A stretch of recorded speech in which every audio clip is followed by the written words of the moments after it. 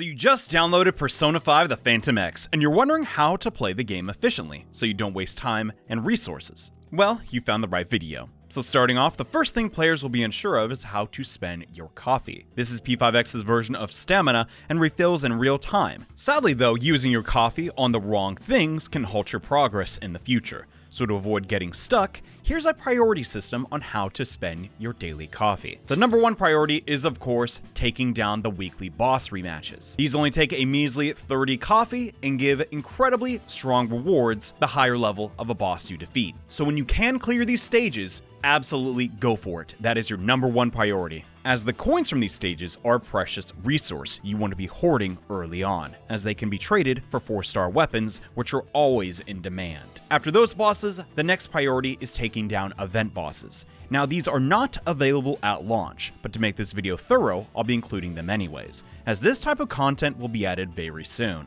Essentially, you spend 60 stamina to fight an event boss, and once you defeat it, they will drop a currency that you spend at the event shop. The event shop is always stamina efficient, and I'd recommend getting everything from the store except for Persona EXP, as that is a very abundant resource. But once you finish your bossing, we then spend stamina on our daily farming spot inside the realm of repression, which are either materials to uncap our characters or personas for wonder. When you're still progressing the main story in P5X, spending stamina to sufficiently uncap your main team is the number one priority. So try to spend your stamina evenly on perfumes, rocks, and incense. As for the other farming spots, I'm gonna be honest, I played this game for a year on the Korean servers, and I've never needed to farm these domains once. So unless you're absolutely starved for materials, avoid these at all costs. They're a huge pitfall. But once your core team of 3 is fully upgraded, the next farming location is recruiting personas for wonder.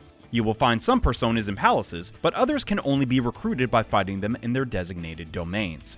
Each time Wonder gains a new persona, he will acquire a resource that adds points to his skill tree, and since you bring Wonder to every battle in the game, you may as well collect them all. But I would wait to farm the higher rank personas until you have a few teammates fully uncapped, as they have a significantly lower chance to join you. After that, you can start grinding revelation cards, which are used to power up your teammates. Due to the randomized nature of these cards, you can technically farm these forever if you want to make your characters perfect. But early on, save your hardcore farming until the player level 60 versions of these domains have become unlocked, as trying to get perfect cards when only 1 or 2 gold cards drop is a huge waste of coffee. So just follow this hierarchy of stamina use and you'll be fine. From then on, you can farm more uncapped materials for upcoming characters, extra personas for their fusion skills, or revelation cards in mass to maximize your character's substats. P5X also has a resource for your daily activities, energy, which you get 5 points of each reset. We use these on raising our social stats, doing part-time jobs, and speaking with confidants. The only way you can go wrong is if you spend energy raising a social stat that is already capped.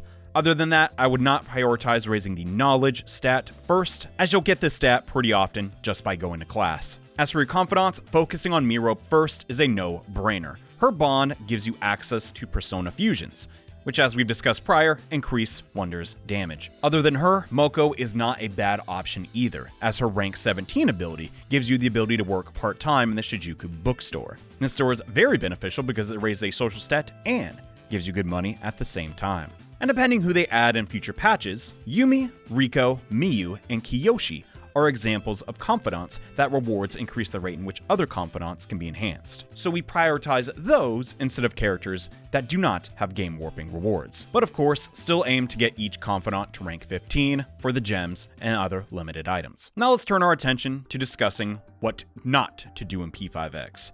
Like any online game, there are pitfalls to avoid when playing, and lucky you get to learn from my mistakes. So let's begin with weapons. Which weapons are a safe investment, which ones are a bad investment? At launch, guess what? They're all bad investments. It's harsh, but true. The weapon quality for the starting characters is not worth it. Instead, I would highly recommend stockpiling your weapon coins for higher quality weapons, such as Yusuke and Makoto.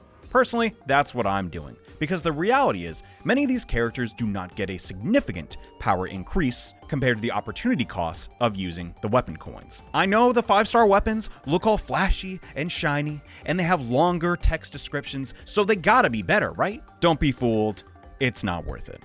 And while we're at it, I would actively avoid the custom weapon set. The idea of getting a 5-star weapon guaranteed sounds great on paper, but it's only for non-limited characters and costs as much as 23 character pulls.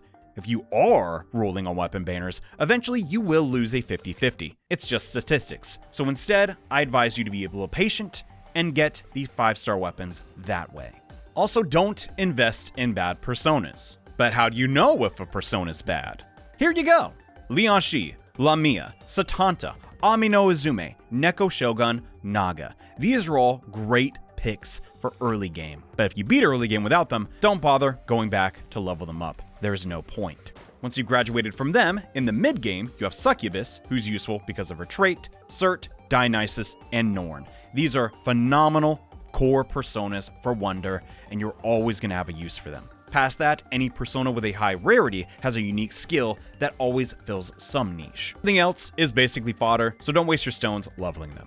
You can clear the entire main story with Succubus and Genosec. I've done it, you can too. P5X is not like the mainline games. It's heavily encouraged that you don't make your own custom builds, as personas are not balanced like they are in the console games. Other than that, you can't really go wrong. P5X isn't that competitive of a game. Just spend your stamina daily and level up Mirope and Tomoko's Confidant and enjoy the story. And if you need more help, I'll be actively answering questions in the comments, no matter how insignificant. I'll also be uploading character guides as well in the coming days, so make sure you subscribe so you don't miss those. Until next time, bye.